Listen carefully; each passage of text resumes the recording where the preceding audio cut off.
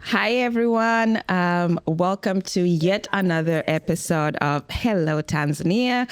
I am your host, Lucinda, and I'm here with my co-host, Joanne. And today we have a very special guest with us, Miss Anissa Mpungwe. I'm going to let her introduce herself a little later, but Miss Anissa Mpungwe is also the founder of Anissa Mpungwe Atelier. Anissa, karibu sana. Asante. Actually, we need to do this in English, but we're going to test our Kiswahili as we go. I will do my utmost best kuongea Kiswahili, but it is so broken, but it's fine. It's okay. We don't judge. We've had worse. I don't judge myself either. It's fine. That's good. That's good. All right. So, Anissa, tell us about yourself, Kwanzaa. I kind of preempted, but I should have let you do the honors. Yes. Please tell our audience about yourself. Okay, well, I'm Anissa, guys. Hi. Anissa Mpungwe. Yeah. It's such an honor to be here. I think we've had chats before leading up to this that has really excited me. So I'm really happy to be here. Yeah. Asanteni. I am a fashion designer, a Tanzanian fashion designer. I have had a very interesting life. I've left Tanzania when I was really young, under the age of 10, actually 10 years old, and moved to South Africa with my family. I'm the first of 3 girls, so there's a lot of interesting stories that come from this. Yeah. I'm the first creative in my family, so that has also had its challenges and its wins and its struggles. Yeah. I have a completely supportive family unit, parents, sisters, friends, and I'm at a stage in my life at the moment where I want to come back home and teach or interact or start up something to do with fashion back home. Yeah. We touched base first, I think that was 2022? Possibly. Yeah. All right. So when we first spoke, I got a sense of what you do. We did an article together for the Lifestyle magazine. Before we get to that, what prompted your desire to come back home? So a couple of years ago, when I just finished university, I was contemplating, nirudi nyumbani, nifanyaje, you know, because unaanza maisha and all of this. And I wasn't brave enough to come back home. So I started my business in South Africa. Fast forward to 2019, I was in the middle of opening my second store in South Africa and 3 other stores with other designers. And we started this and everything was going really great. Then 2020 came and we all know what happened in 2020. The bane of a lot of people's existence. Oh my gosh, like even thinking about it now, the stress of it. Yeah. So because of this and so much going on, I then decided maybe it's a good idea to come back home. Yeah. And it wasn't necessarily for fashion purposes. It was more, so much was happening around, so much death was happening around. I said, I think I want to be close to family. This feels like fashion can pause for a second. Yeah. So I took 2 years off fashion, which was extremely scary for me. Unajua tena, like parents ukiambia, like there's no such thing as a break, or you just continue, right? But for me, it affected me really badly because so many of my friends were losing their parents. I myself was losing 3 of my stores because of COVID. It was crazy. Yeah. So I decided, okay, come back and just reset. And it was a good time for me to do that because I then realized nilipofika hapa that, the one thing Tanzania has is a drive that I've seen from not just fashion, everywhere. Kila mtu ana drive for life because you don't have a choice, right? You have to work. You have to make a living. Right. So that really inspired me. I liked it. And also for so long, unajua, when you've left your home country, now you are a foreigner somewhere else, there's always something that feels like it's missing. Yeah. You're not South African enough. Yeah. Now, ukirudi nyumbani, you're not Tanzanian enough. Yeah. Yeah. So I was like, okay, let me see. Hata language was a problem. I don't know the street slang. Kiswahili changu ndo hivo cha wasiwasi. Yeah. But I was like, okay, it's fine. Like one thing at a time. I'm also older and more calmer. Nimepitia na maisha, like things have happened in my life that said to me, okay, maybe it's a good time to maybe just at least start. So the question that we ask everybody, what expectations did you have when you were coming back? Gosh. And what were the realities that you found? That's where all these conversations begin. To be very honest, I didn't have any expectations because I've never worked in Tanzania. So I don't know like how people approach things. I only know it at a social level. Like fundi akija nyumbani au akiwa at a friend's place or you do it outside of yourself, outside of your normal way of doing things. Kwa hiyo for me, it wasn't like I didn't have any expectations until I started speaking to other designers. Na pia to also see how they work, completely different from what I was used to.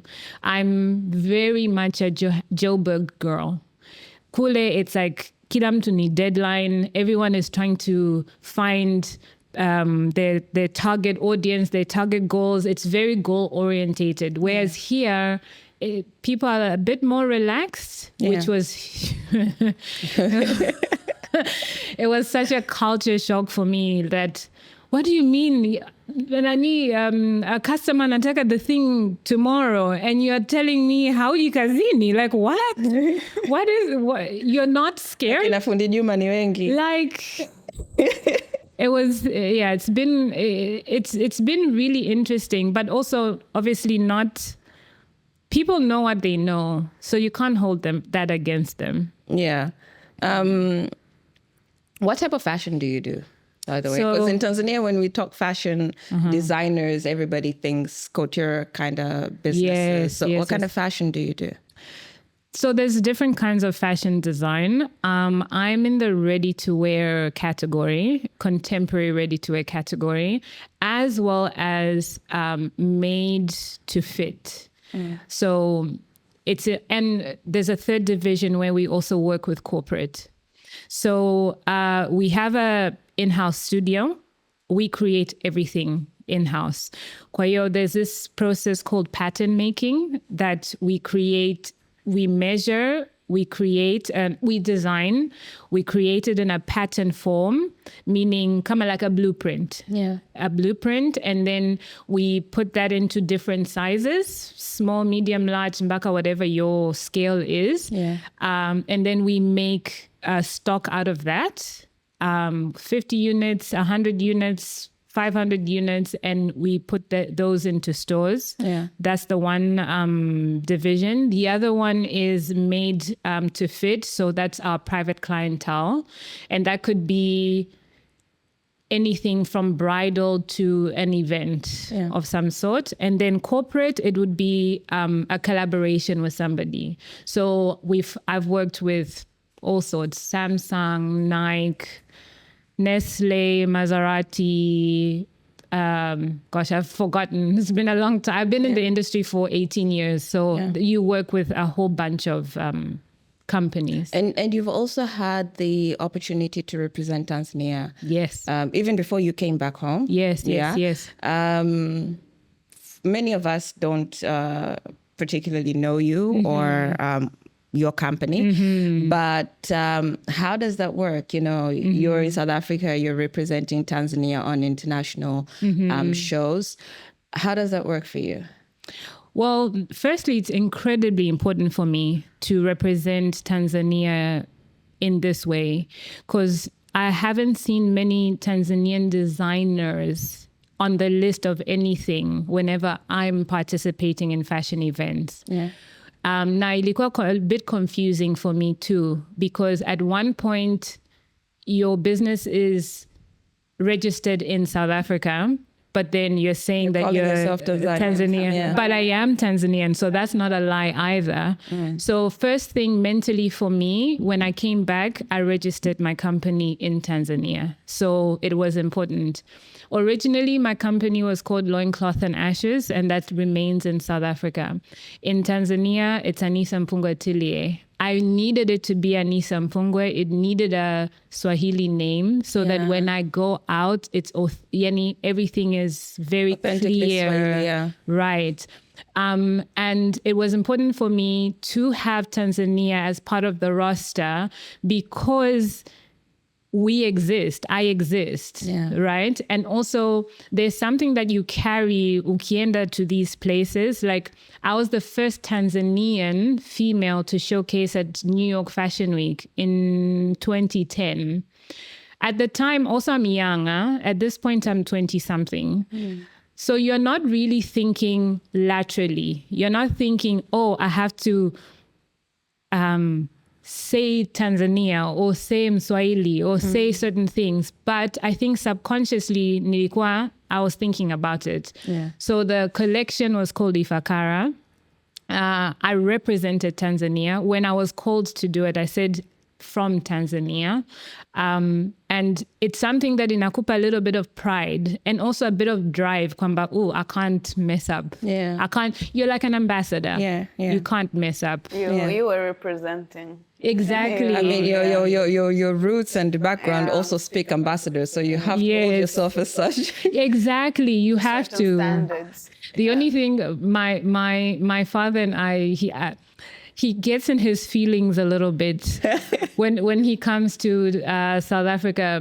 I remember once he came, he was flying from Durban to Johannesburg, and the lady had seen Mr. Mpungwe on the flight. And then she looked at him and she said, "Oh, are you related to Anissa Mpungwe?" And then he looked at her like, because he's used to be known as Mr. Mpungwe in Tanzania. Yeah. But in South Africa, it's Anissa Mpungwe.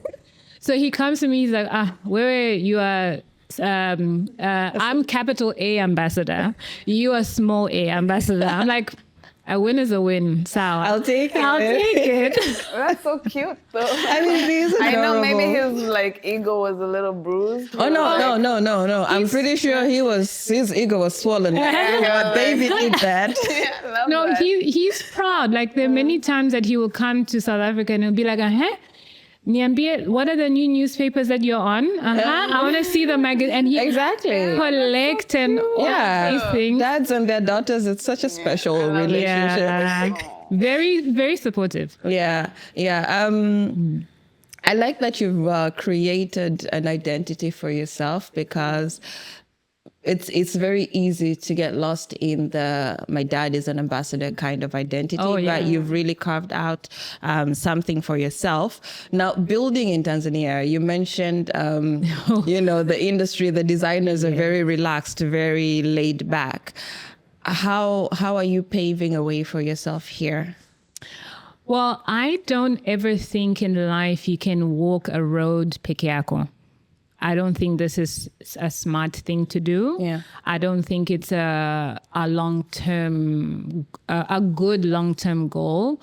So I wanted and still want to make a lot of fashion friends, because just because I know one way of doing fashion doesn't mean I know the Tanzanian way of doing fashion. So I started making friends, and sometimes even just reintroducing myself to people I'd met whenever I came back home to visit. And most of them that I spoken to are quite open. Ali Ramtula was one of them. Sheri Ngowi was another one. Very open to me having a discussion, very open to me sharing with them what my concerns were. Pia looking at how they work and seeing if there's anything they may or may not be doing. Relearning. Right? And then there's another lady, Bahati Kombe. She's wonderful. I actually did my first show in Tanzania was last year here, and I collaborated with her just to show that you can work together and build something. She has her own thing going on, and she's doing incredibly well. In fact, her problem, I called her last week, her problem is not customers, it's her team and managing that. So to get to your question that you're asking, I think the work mentality here, I still really need to learn how they think, because I think also a lot of it has to do with whatever's happening privately at home and what drives you to come to work. And I wish people were maybe more open to this, to share like, oh, Nadia, I'm going through a lot at home. That's why I can't do this. Or that's why I can only come 3 times a week. Or that people are not open at all. I want to play the devil's advocate on that one. Please do. Teach me. I feel where work is concerned, there needs to be certain boundaries over what you share, mostly because this is now my personal experience. I don't know how it has been for other people, but when you create room for it's okay to share with your boss or your team that I'm not able to do 1, 2, 3 because of this and this and this. But in my experience, once you open that door and you don't have good control over that situation, people tend to take advantage of it. As I say, this is not my personal experience. You know, I've worked with people here who today is the daughter, tomorrow it's the daughter, tomorrow it's, and you come to when you come to like evaluate the month, this person has only shown up to work like once or twice. Right. And I don't know how that might work in the fashion industry, but I think because of the way the Tanzanian social culture is wired, you know, it's very easy to take advantage of an understanding boss. And I know with some of the people that I work with, sometimes I do come off as really, really tough. Strict. Because of language, we're going to censor the B word. But like, I'm okay with that. Right. I'm okay with that because I'd rather see results as opposed to excuses. Like, I'm not doing this because of 1, 2, 3, you know? So I had to learn the hard way that if you everything, if you excuse every reason that somebody doesn't show up to work, even if it's family, it might be true. It might be true, but work is work. Work is work. Down to standards, like, to standards, integrity, integrity of a person. And you know, the people always joke that whenever you start in a new company, you have all 4 of your grandparents. So you start off killing your relatives. This week you've lost this grandma. Next week, you know, and people do take advantage of that. So I see where you're coming from, but my experience has taught me to take a lot of that with like a lot of grains of salt. Right. It's better to be strict than getting taken advantage of. Right. Sense, you know? Especially with women. Let's not play that card though. Yes. Yeah. I think also great leadership has to come into play. Yeah. You should be an understanding boss, leader, but you must also, there's a cause and effect to everything in life, I think. And you can also, the proof is in the pudding, right? Yeah. So if unamwambia anakuja nasema, oh, today's grandmother, tomorrow's great grandmother, kesho sijui cousin, then you can say, okay, let's open the book of truth. Umesema this here, umesema this here, umesema this here. Now, this is what has affected the company. Yeah. So because of this, we cannot, how do we solve it, right?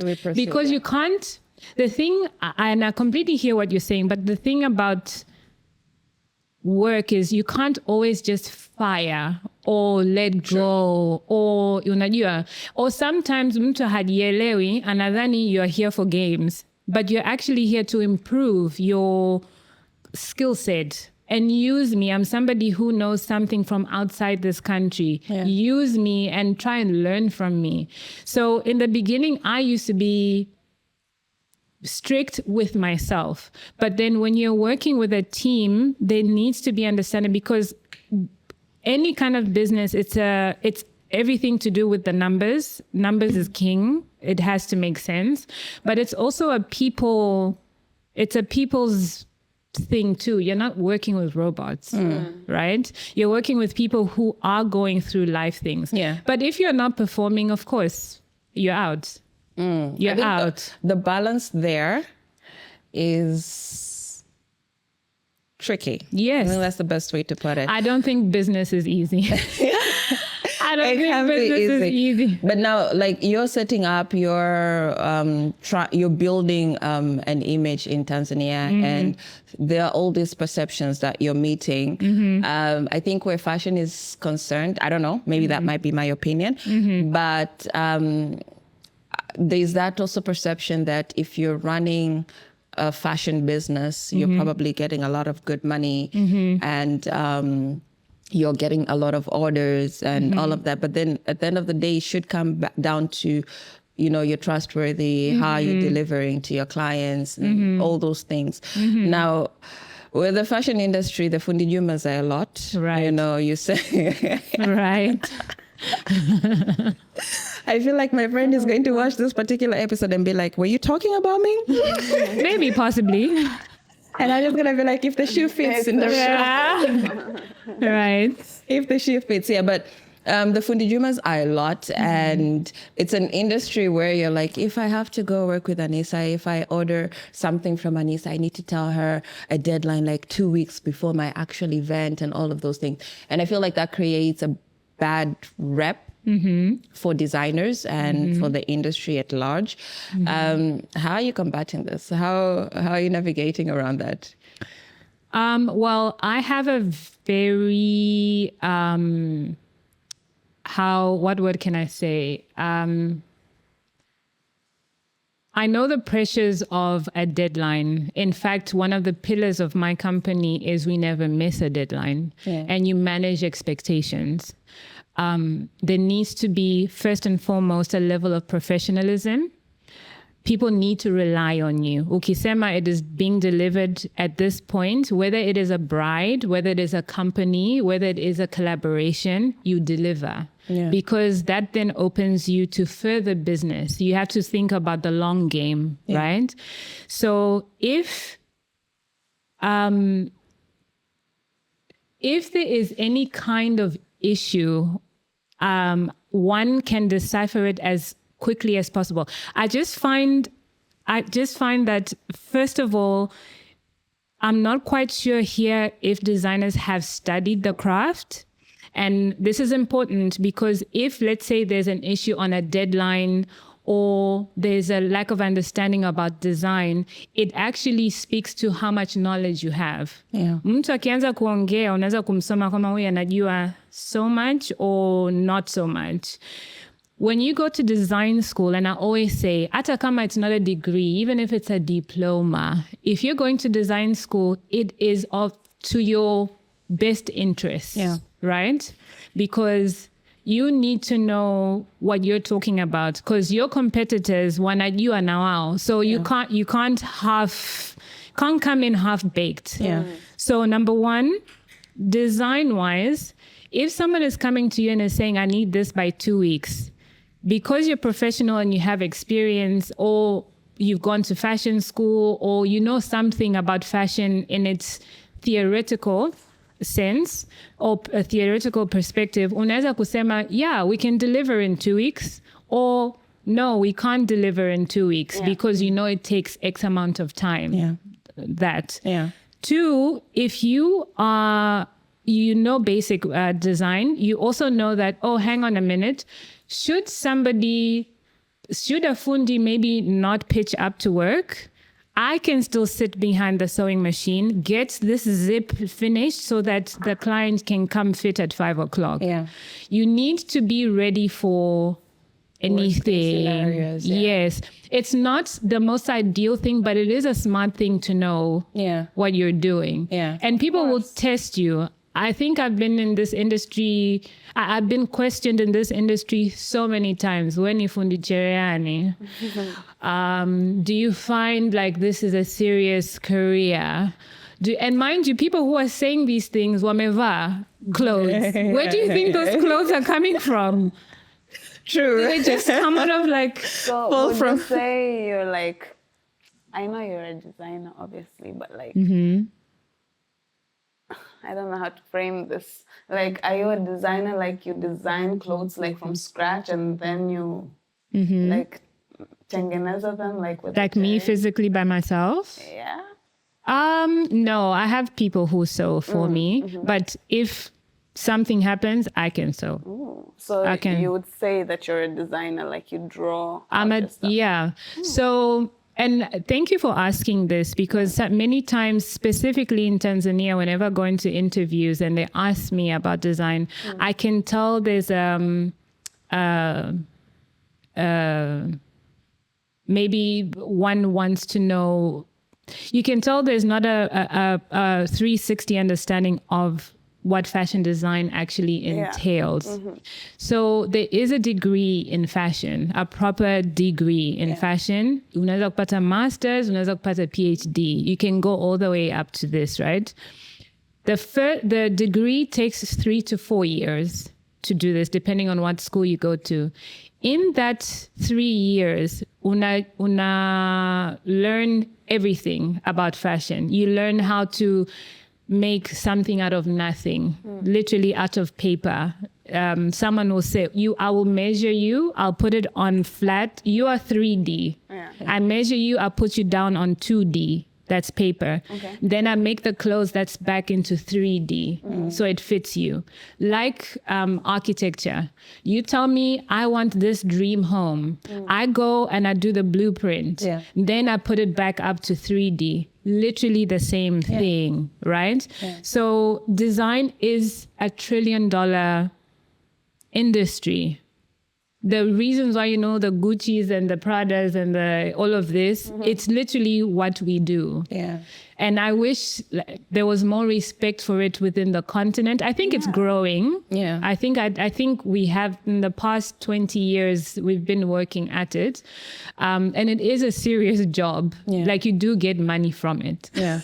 That is a good point, because whenever we think of designers, we think of tailors, we think of the finished product. We don't actually see the work that goes behind it. I have a friend of mine, and I really respect her for this, because she didn't go to design school. I think she's an economist, if I'm not wrong. She's self-taught. She literally goes onto Pinterest, looks at ideas and brings them to life. But she creates the patterns. And I've seen her work, and I'm always like, this looks like math. It is. She's like, it is math. It is math. I'm like, this looks exhausting. She's like, it is exhausting. So there's a level of understanding that as consumers we need to have. So when your designer tells you, Kwamba, this outfit is going to cost a certain amount of money, I tend not to argue, because I see my mom also does designing and tailoring. So I've seen firsthand the work that goes into it. Like, she'll be like, my fingers are painful, my back is aching. She's been at this. Yeah, she's been at this for hours and days. And so it's an industry that we take for granted, yes.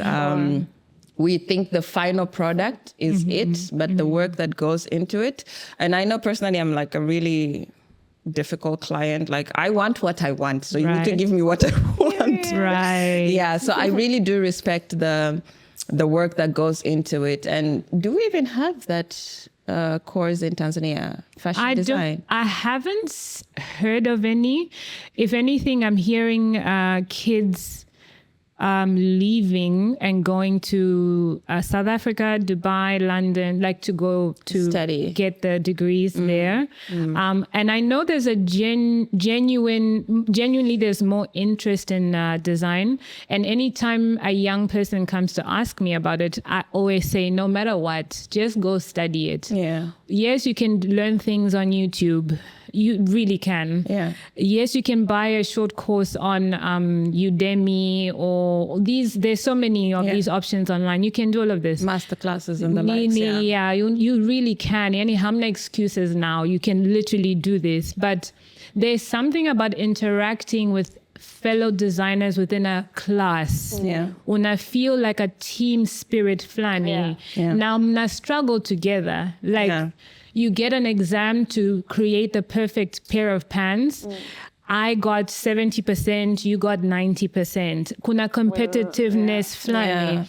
And that pair of pants, when you're a student, you can keep ile pattern and baadaye unaweza kuiuza that pair of pants in different sizes. And that pair of pants can make you loads of money, a lot of capital to start your actual business. When you so there's any kind of formal training, any kind of information is key, especially because at some point, because you're going to grow up, right? At some point, you crave like, I'm doing Tanzania too much. Ngoja niingie Kenya, or Uganda, or South Africa.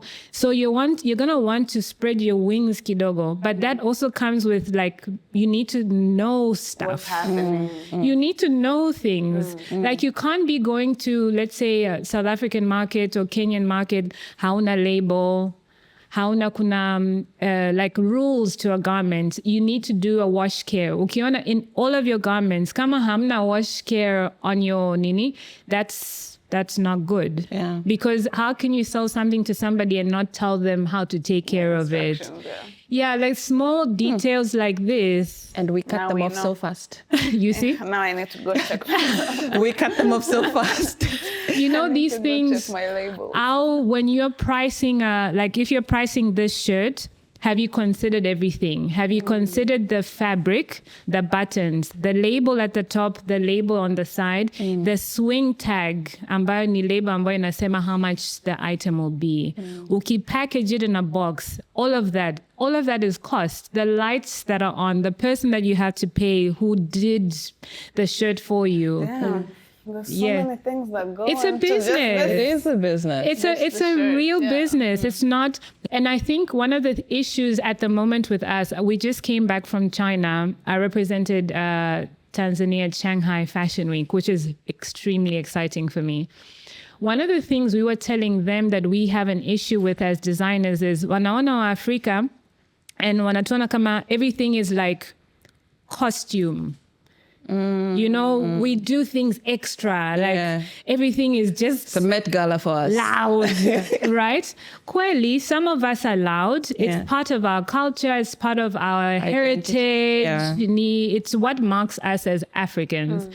But Anissa can also design a shirt like this that you can wear to dinner or to work. And it's a classic shirt and it's from Africa and it costs this much and it's fine. Yeah. Because we also need to have our own H&M or our own Zara or our, so everything can exist. Yeah. Ni kujiamini that. And also we need systematic support.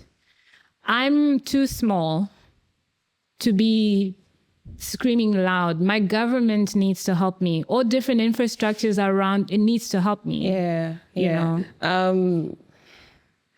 Now I have like two questions that I don't even know which one to start with. Let's go to, okay, I think we'll backtrack on diversifying. Sure. Well, let's just stick to the support that you're talking about. Mm-hmm. When you set up in Tanzania, for a lot of people, the process of setting up a business, getting registered, yada, yada, yada, you know, it sounds like a headache. And I say you're like... I diplomatically say this.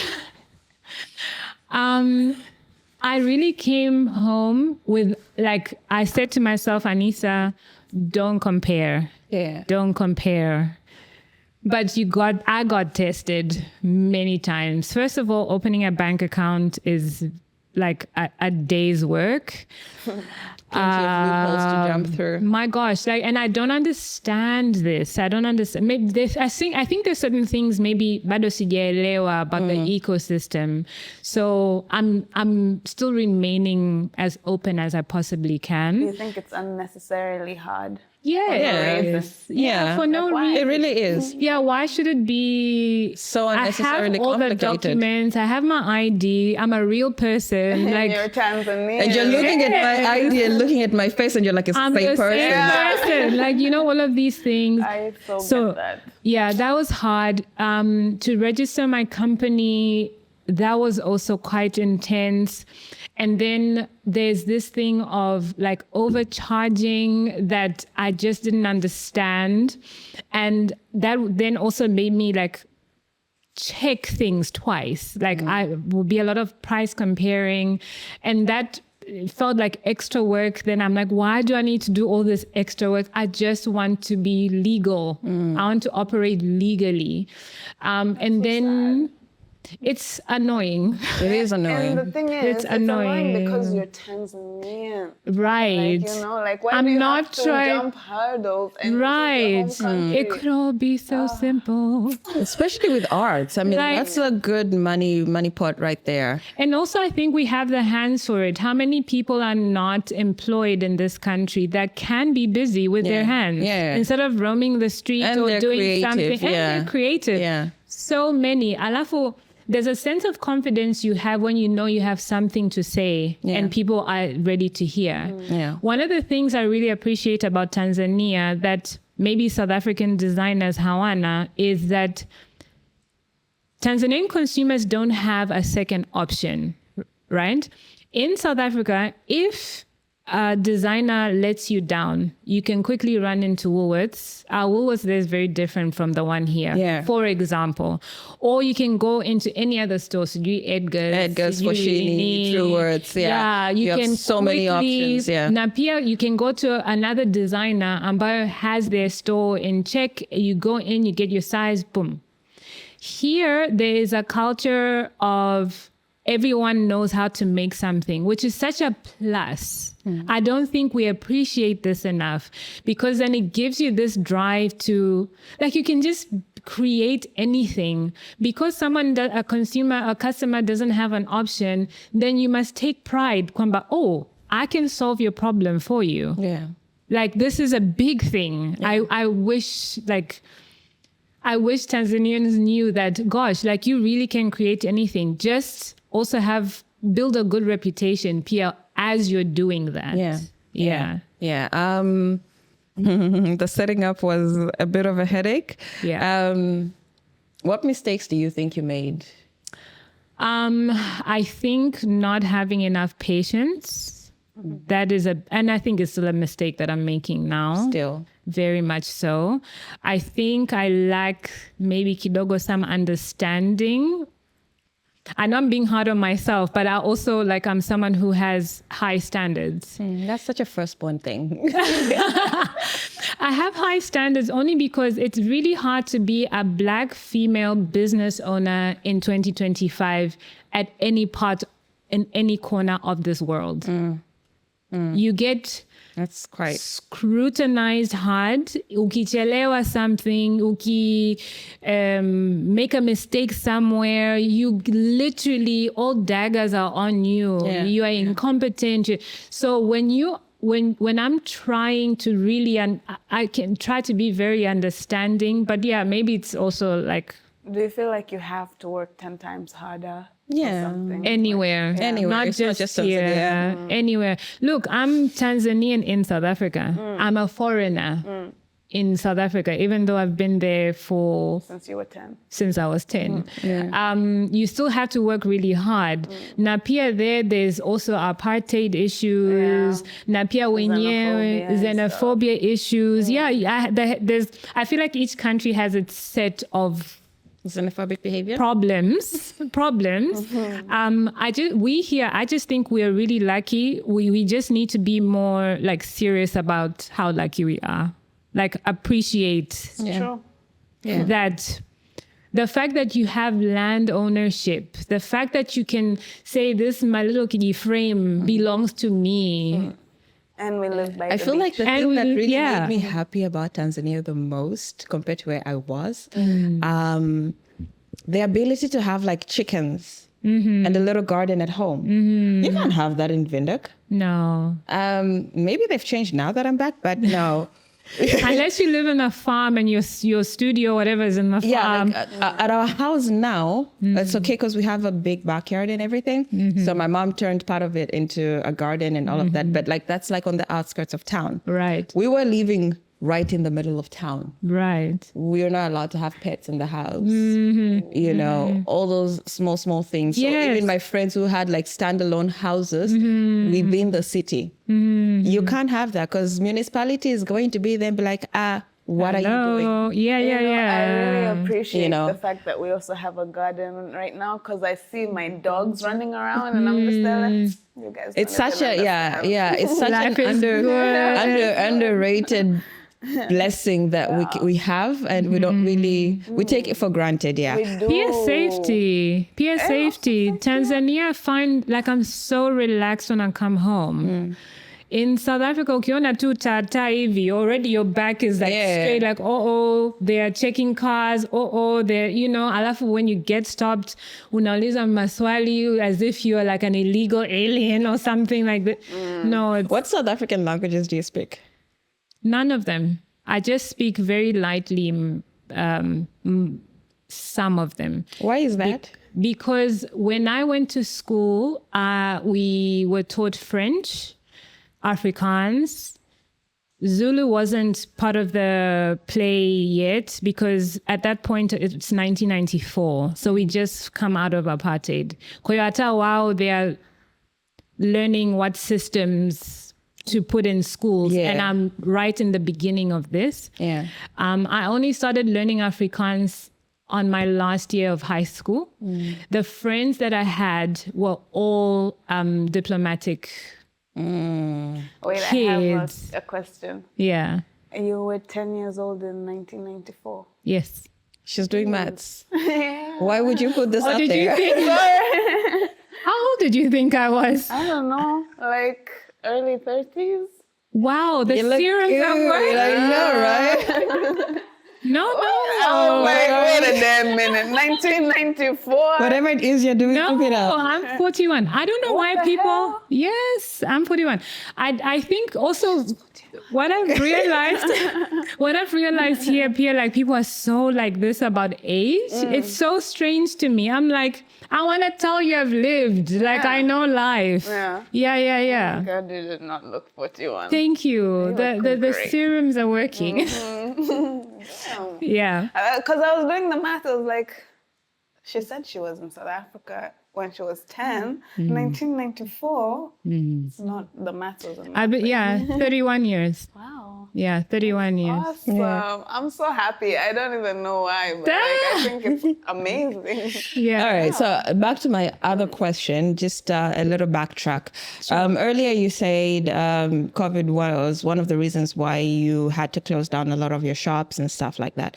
And before we started rolling, we talked a little bit about diversifying businesses. And I want to touch on that. When you were shutting down, you mentioned having your stuff in your house and all of that.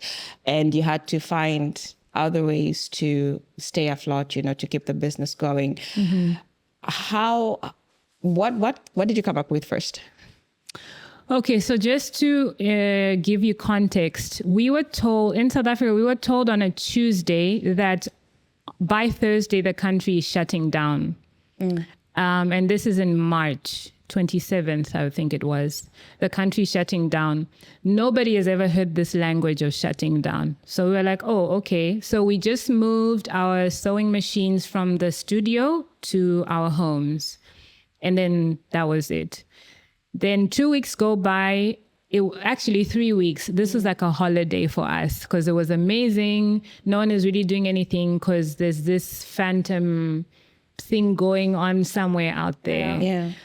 So when things really got real, 3 months down the line, 6 months down the line, you're having now conversations with your landlord. You're looking at your sales, because maisha lazima yaendelee. Like, what are you supposed to do?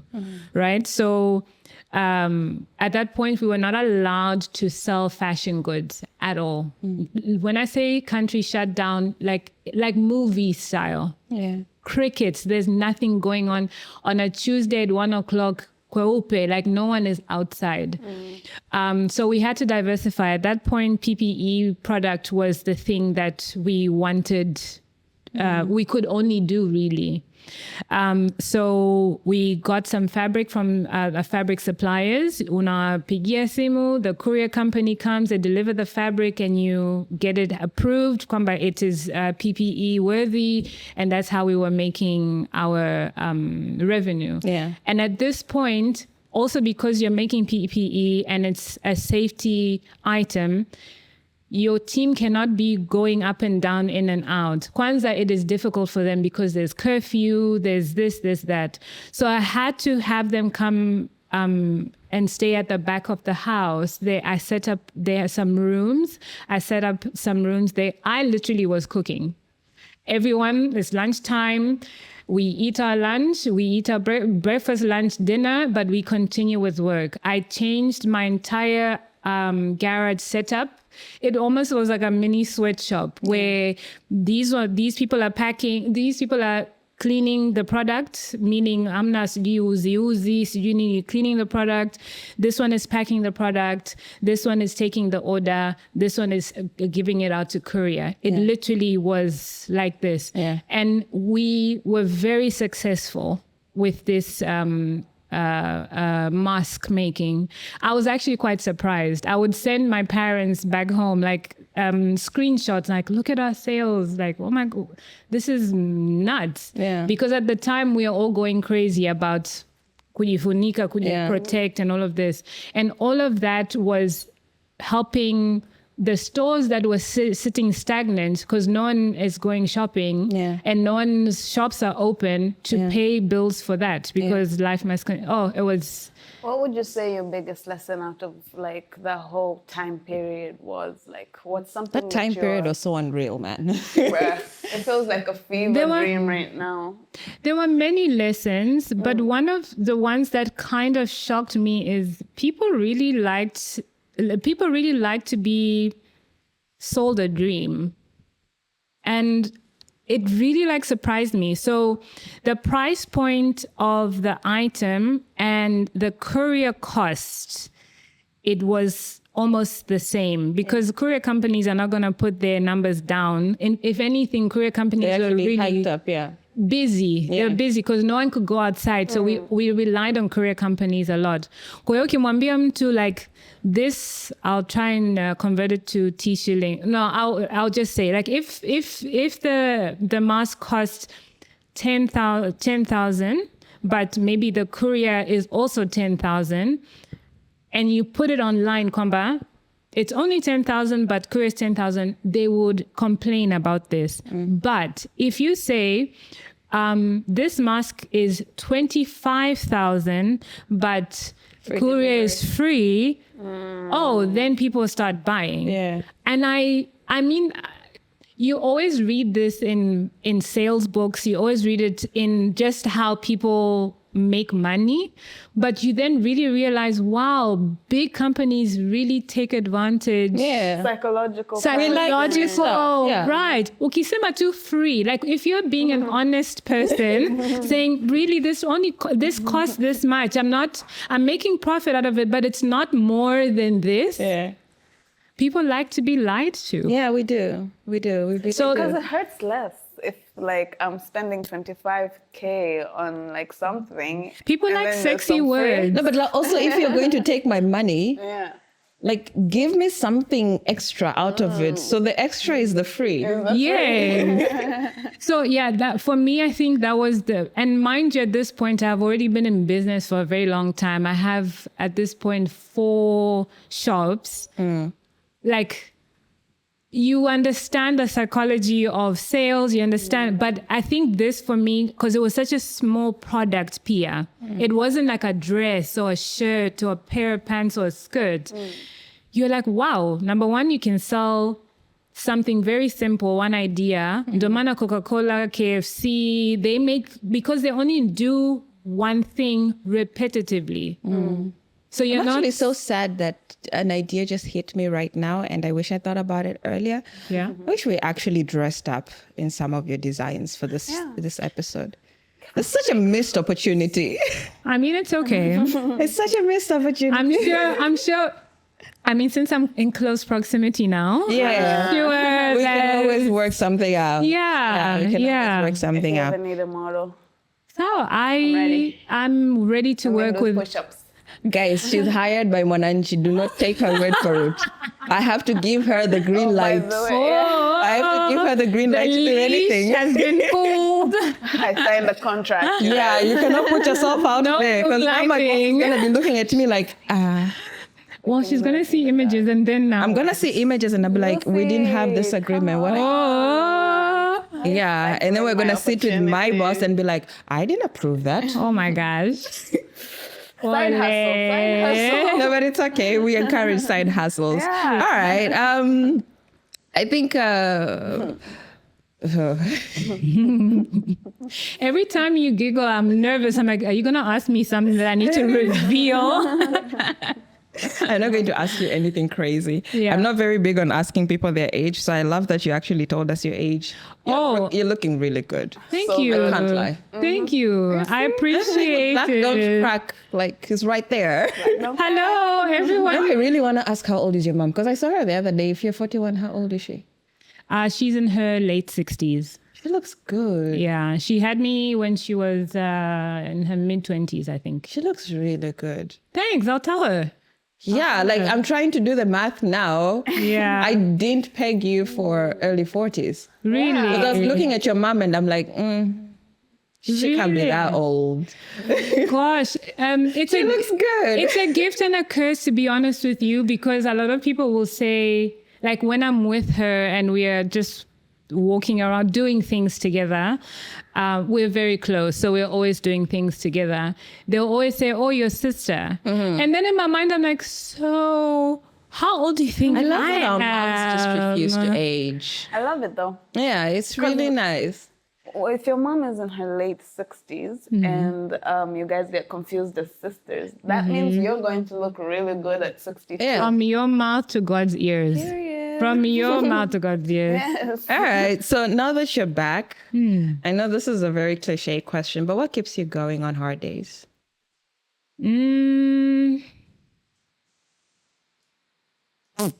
I think I just want to be somebody who, I don't know, like hard days these days maybe is more like on a personal capacity as opposed to work.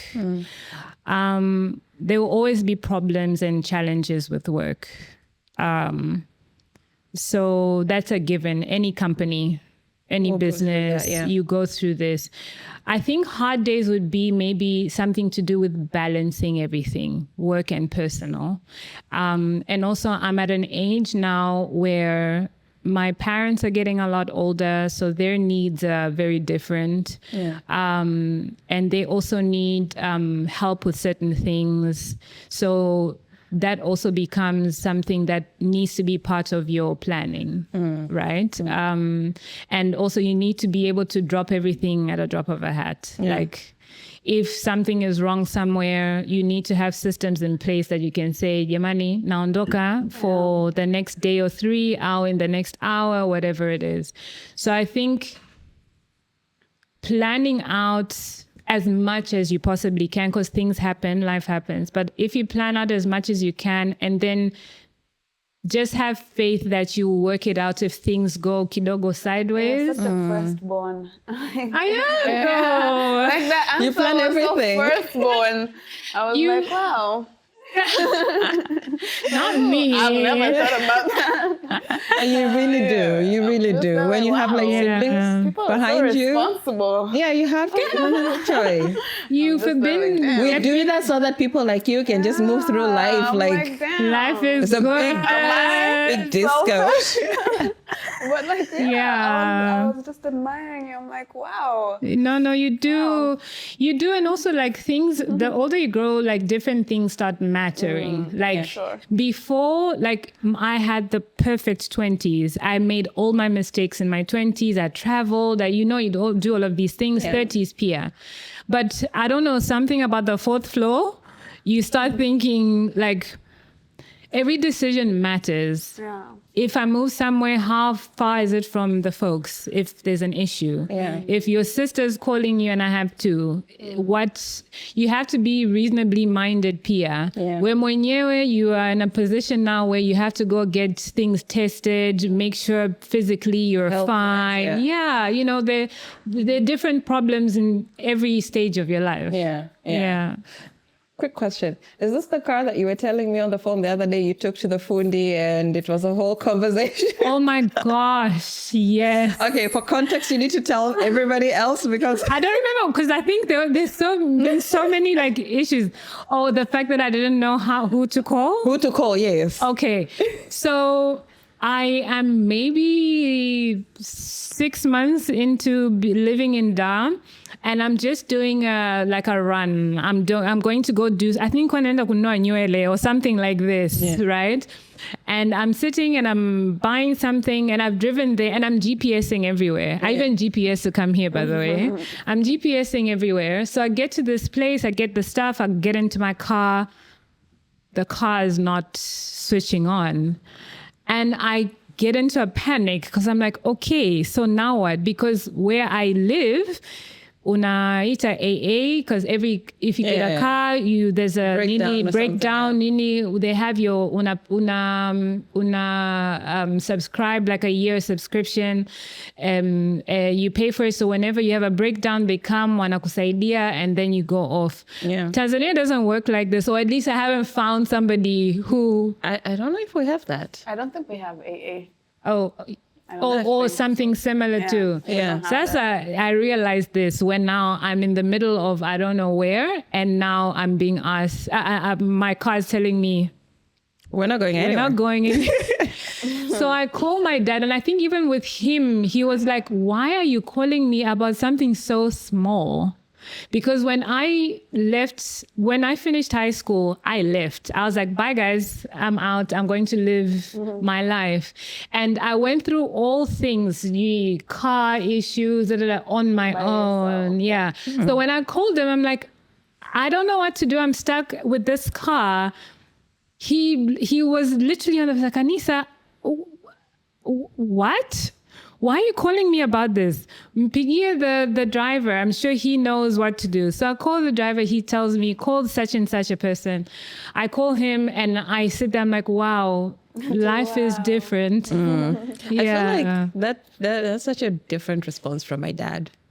Really? Like my dad would actually thrive in me calling him for such minute things. Really? I will get a lecture about it. Yes. But like, I feel like deep down, he's going to be like, oh, she calls me first for help. Oh, cute. Yeah.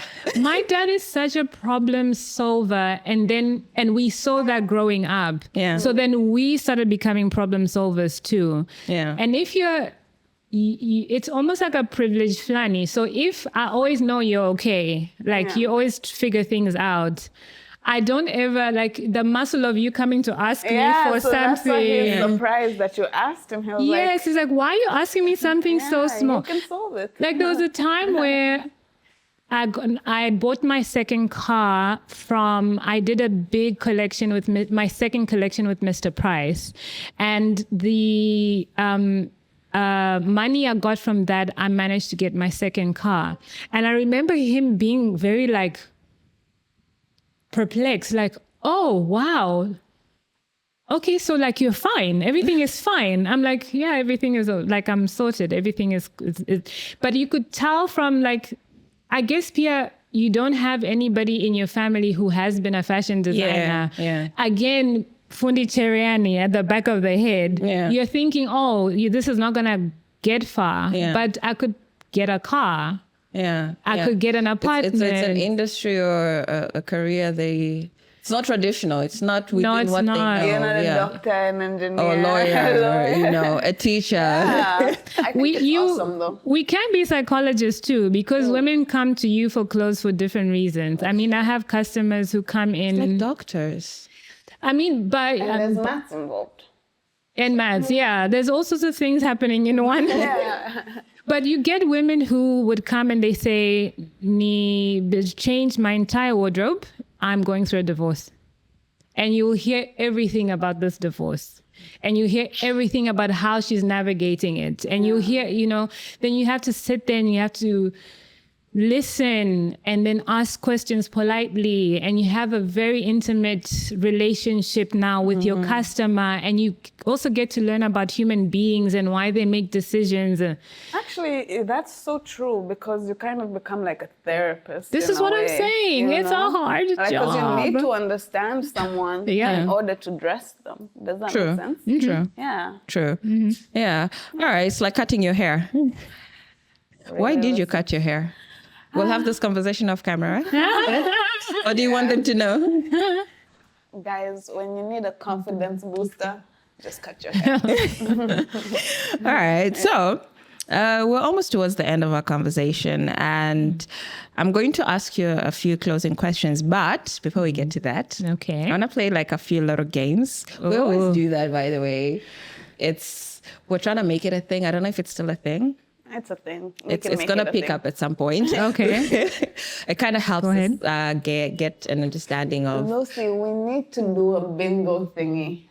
A bingo, like one of those bingo things. Like if you get 3, then I don't know. We'll do that. Okay, we'll figure the pricing at the end of that. All right, so the first one, these are all like rapid fire. So I want to get your thinking on some of these things. Don't think too hard. I didn't finish my coffee. Don't think too hard. Don't overthink it. Okay. Don't get too technical. Okay. Should I do a timer? Okay. Oh my gosh, that's scary. Yeah, we usually do timers. Look, all right. I'm going to time you. Tick, tick, so tick, the first one, I want you to, as a designer, just kind of predict what will rise. Fashion-wise, what would rise, what would fade, or what you think is going to evolve in like the next year, the next 3 years, so to speak. Yeah.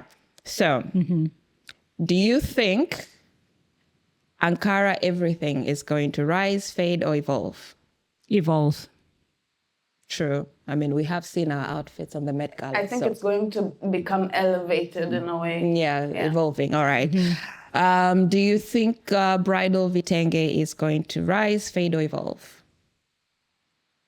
Oh my gosh. I'm caught between rise and I think evolve.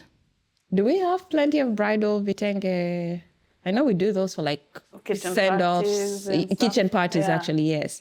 Yes, I also think we have a bunch of young, like fresh minds that are looking at our heritage with a different eye. Because we also, like I said earlier, that we sometimes, we are Africa is very romanticized. Wanta kona shanga, sujui print. I think the designers that are looking at us doing it, they're going to have a different perspective. Like maybe make the print bigger, ownership of print, so evolve. All right, oversized blazers? Oh, yes, ding, ding, ding. Oh, yeah. I'm 100%. And I used to be against this, by the way. Growing up, as my mom, 80s. Things that I hated, big shoulder pads, red lipstick, turning up. No, I'm doing all of it. I'm like, have you I'm doing all of it. Too? So yes to oversized. Okay, thrift, Mtumba culture? I do not like thrift at all. We can be friends. And I know that people love this. Yeah. I don't know, maybe it's a superstitious. I'm just like, I don't know what energy is in this thing. I mean, I know, well, you're a good person. But I don't think we have that thrift shop kind of culture here. Like, of course, Mtumba is there, but like... Mtumba is thrift. I know. Let me explain myself. Okay, sorry. Like, yes. actual thrift shops. Does that make sense? Like a store that's thrift shop. I completely hear, like in that context here, I also haven't seen that. There are plenty of those. Really? I think what she's saying is, like when it says thrift and then it's well curated, like viatu vipo hapa Not necessarily from. there are a lot. Like Really? I do a lot of my shopping that way. So I have a Okay. lot of them on speed dial. Right. They have some really good stuff. Never me. A lot of my clothes, I promise, especially the ones I wear to work, a lot of them are thrifted. Like You find like a nice a store. dress. No. I would have probably bought it in Sinza or Mikocheni for like 65K. Oh my and then I'm gosh. buying it for like 15. I can't. And when you look thrift. at it, you're like, that doesn't look thrifted. I'm sorry. But like, I feel like with thrift, it's all about your creativity. Yeah. So it's a new pair of jeans. Yeah, like I would have a new pair of jeans, but then I'll have like a cute little thrifted top and I maybe love a bomber thrifting, jacket. to be honest. And that's like a cute little outfit. I mean, great for you. I love how you're not buying this at all. It's an I'm good not for you. me. You are so not buying it. Like I'm not convincing you. I've always, and it's it's a hard no for me. I can't, I think because Labda, You it's, get traumatized. by no, thrift shops? no. It's not even anything emotional. It's just a hard no. I want it to be The nice and energy. clean and crisp. Like I'm the type of girl who wants to go to I want to glamp. I don't want to camp. Like I don't want too rough. It needs to be a little bit That's why refined. I love having big sisters because I don't. I'm still gonna think like it will continue to evolve. It is actually evolving because now you actually have stores with people who actually thrift good quality clothing and open stores and all of that.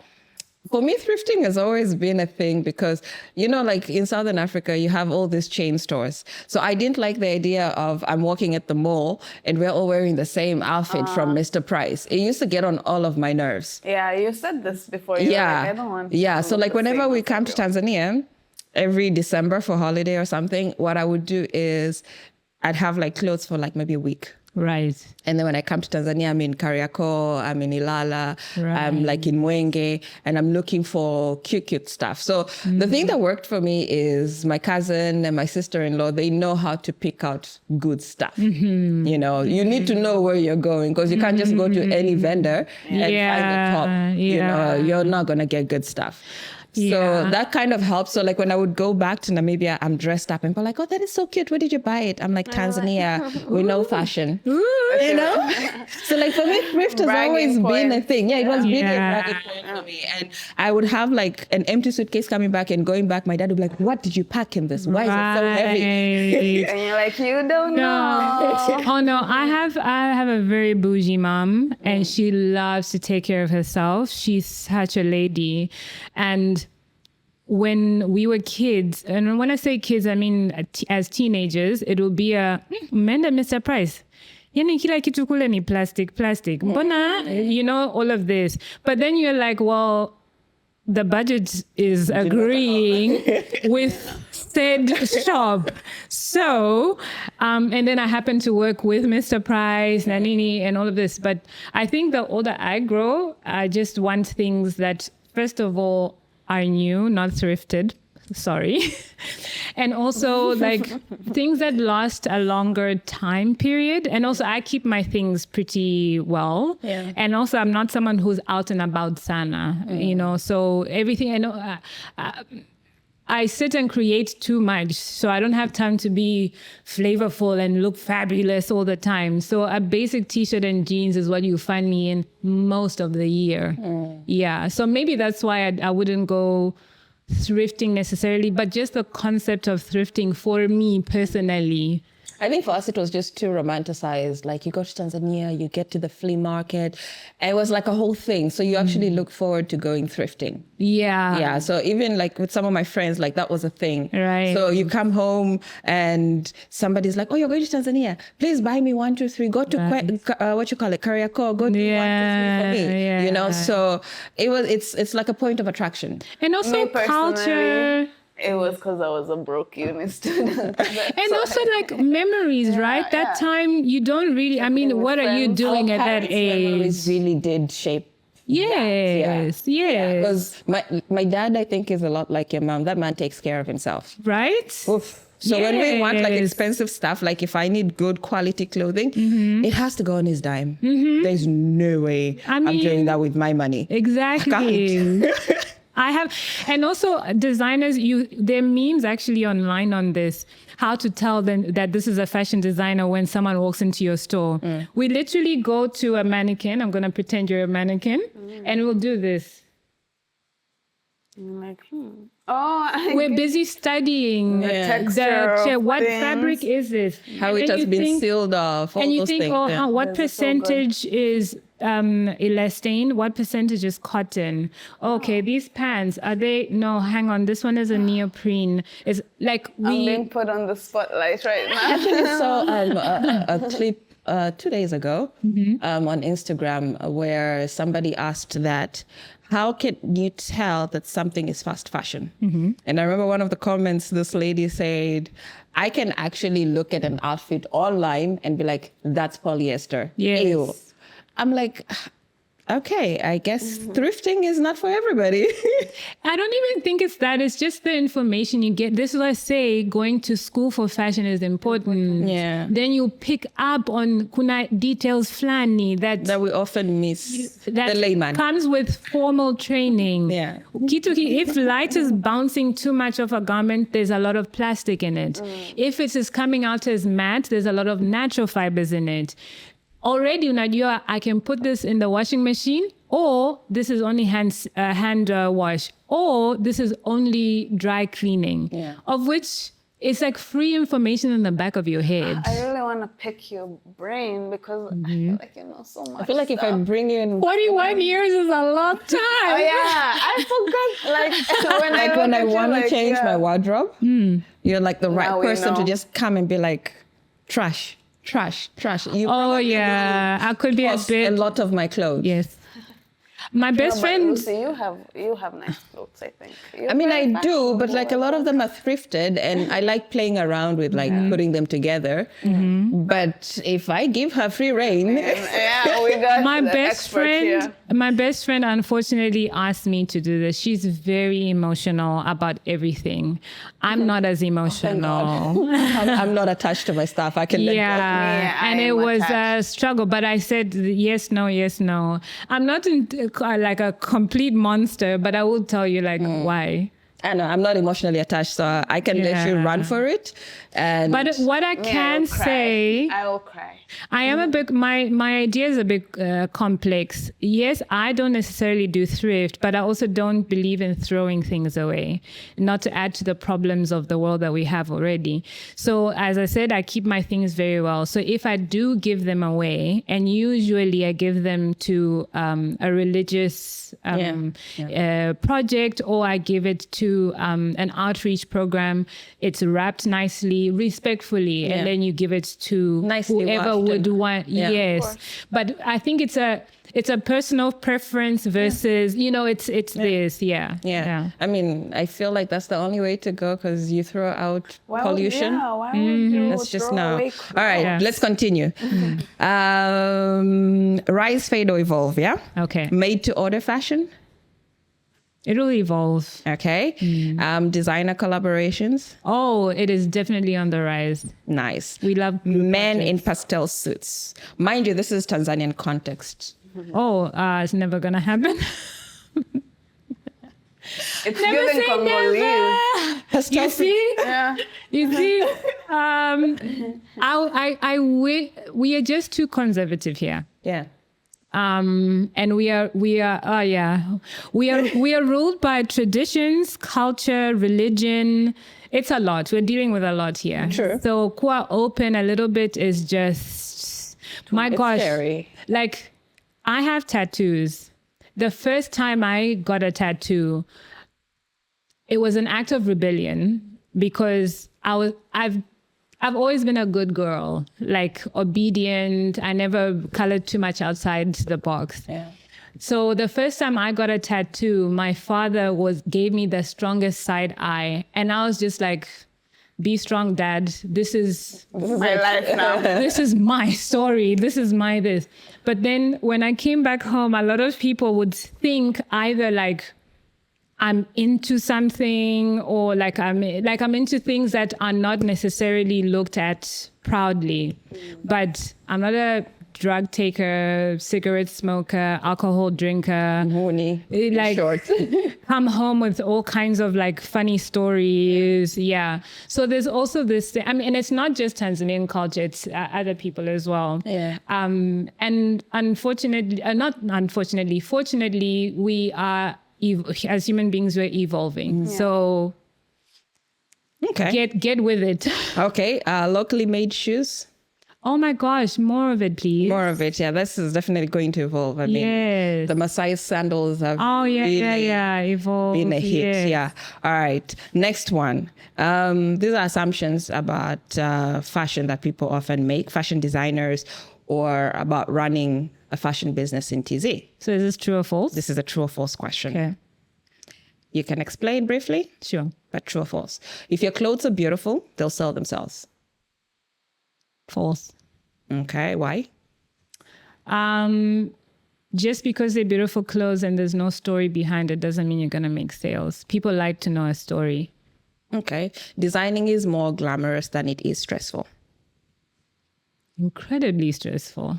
So it's not as glamorous as No, it's a see on the runway. No. She said that there's maths involved, so of course it's gonna be stressful. You get one stumble wrong and you've messed up the entire outfit. Listen, and what this means is, Labda, I don't know, you want to be brief, but this is where you can get it very wrong, and it's false. It's not glamorous. Yeah. You can make a very short mistake in measurement, and I can say like 5 centimeters, not 5 because that's a big, like maybe 1 centimeter. Umeanza with your pattern, umeweka size small, but it's 1 centimeter smaller than what a standard size small is. Yeah. You've graded it small, medium, large, extra large, nini. They're all missing 1 centimeter. Umetengeneza 100 units. That's 100 So that's like units a worth of lot. loss. Yeah.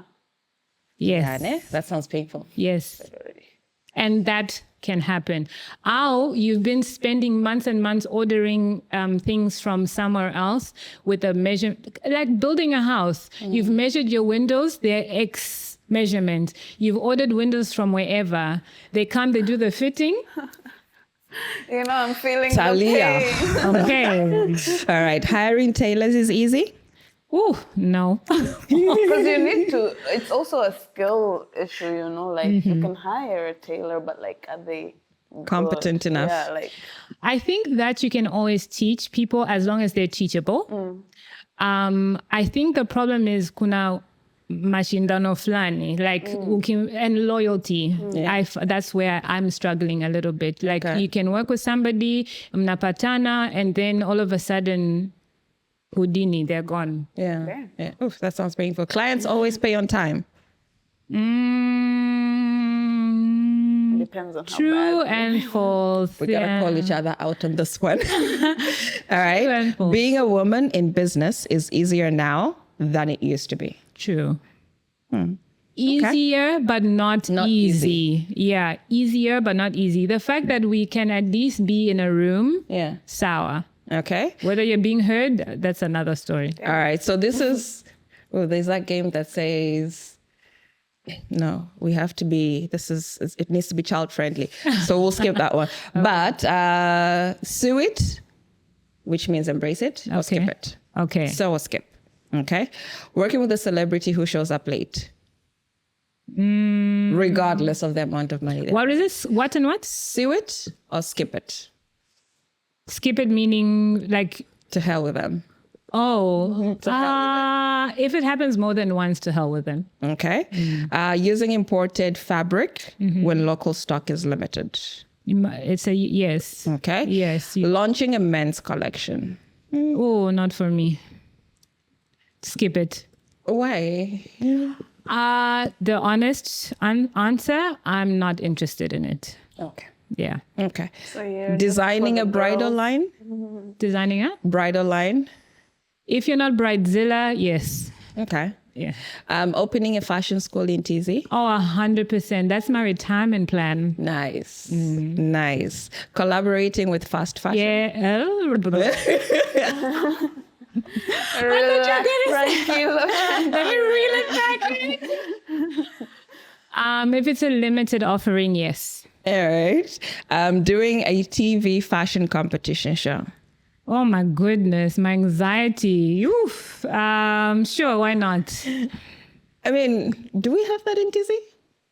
I feel like this is like a, what's her name? Tyra Banks kind of thing. We don't have it in Tanzania, but I know there were rights that were bought for, or permission for the runway show with Heidi Klum. What is it called? Project Runway or something similar to this, that Nigerian or Ghanaian, the names are going off me now. Like, she has the rights for it, and they're Here in Tanzania. No, in Africa. Oh, okay. So they're grabbing African. There was a call out for African designers. Nice. Yeah, Did you yeah. try your luck? No, I'm busy, girl. No. All right. The last one. Last one. We've played enough games today. Okay. All right. So I'm going to give you certain clothing items. Okay. And I want you to guess what you think the public thinks they would cost Okay. versus what they actually cost to make. Okay. Okay. Right. A custom dress with beading. I think you want me to give you a number, Like, or what do you think a regular person would think it costs? And what do you think it would actually cost? gosh, I need to convert it to now T-shillings because I think in rands automatically. But it costs.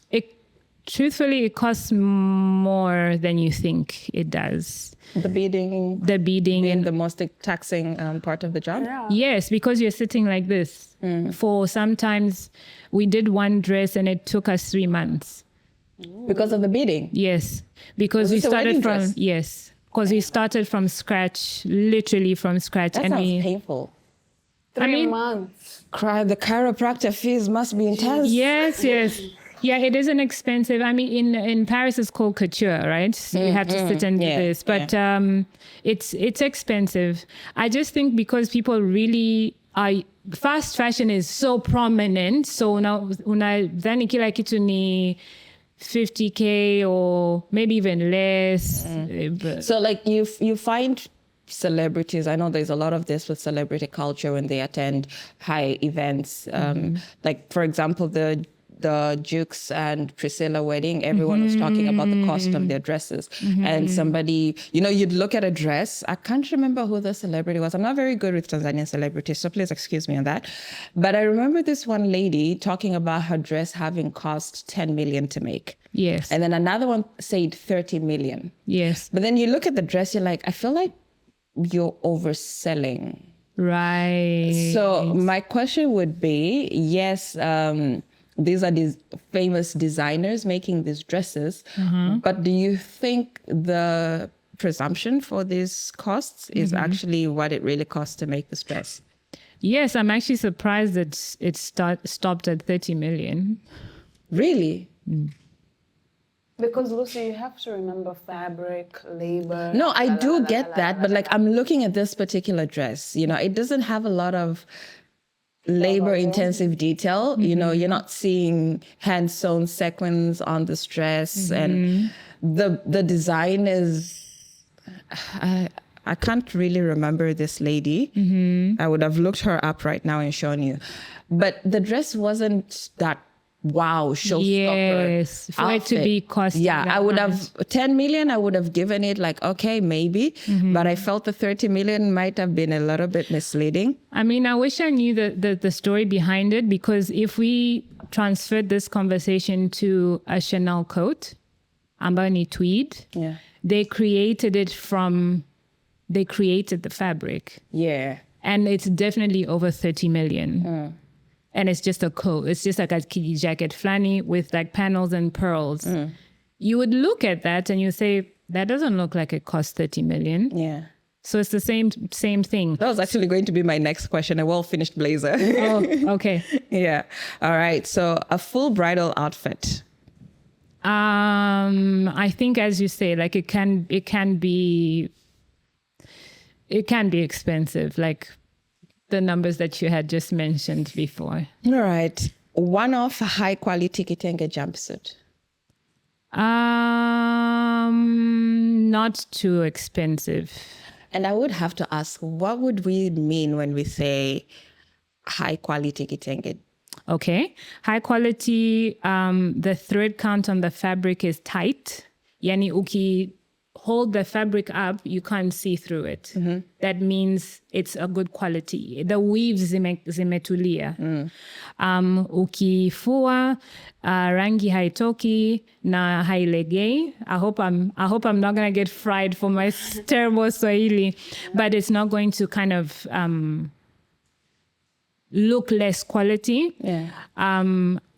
Ile nani, the stitch lines, they are absolutely close together. They're not very far apart. Meaning, ukiona seam hapa katikati, you're not seeing through and you see my paja. Like, you shouldn't do that. Yeah. Anything, the way that, how you got the outfit, you wore it, you put it in the wash, you took it out, it still looks the same. Hamna shrinking, hamna nini. Okay. Interesting. I think that definition of thread count now makes sense because I never really understood because thread you count go Egyptian to cotton things, and I'm like, stores. Because you go to thrift Why are you stores. doing my girl like that? I walked into that one. Because this is why I say you have to, otherwise, like you have a shirt my for God. a long time. I walked right into that one. And you did not. She did not spare. She said, I totally walked into that one. I didn't mean to. All right. I'm just seeing the maths in front of me. I'm like, it's because of this. But I'm not calling you out, God. No, but like, I kind of now get it because, when you watch movies and somebody's talking about the expensive bed sheets that they have, I never really paid attention to it in that manner, So, yes, I do have expensive bed sheets. Okay. Honestly, I went off of the movies that I watched. So like I look at the bed sheets, I'm like, nah. Yeah. Nah. So I'm gonna go buy bed sheets where yes, it's gonna bleed my wallet. But Yes. like I know I'm getting good quality bed sheets. If it cools you in the summer and it warms you in winter, you have great Good quality. Yeah. Yes. Yeah. It needs to do what it naturally does. Yeah. Right? Wool can warm you and it can cool you. Yeah. Cotton can warm you and it can cool you. And natural fabrics breathe. Yes. Meaning you won't have that sweaty smell, that pungent smell. You won't have that on your shirt if it is 100% cotton. Yeah. If it is a poly cotton, which is labda 50% cotton, 50% poly, like plastic, of course, ile plastic, it holds on to your smell. Yeah. So... okay. So less thrifting, or I really need to get out of the thrifting mentality. I actually enjoy it. Oh, okay. I'm not saying anything. I feel like I'm being. We can do that off camera. I was like, We can do that off camera. All right, Anissa, thank you so much. So as we're rounding up, 2 questions. What advice would you give to any creative out there that's planning to come back home, build, set up? What kind of advice can you give to them, knowing what you know now? If you can start ahead of time, meaning while you're still wherever you are, if you can start from then, do that, because that's what I did and it made it a lot smoother.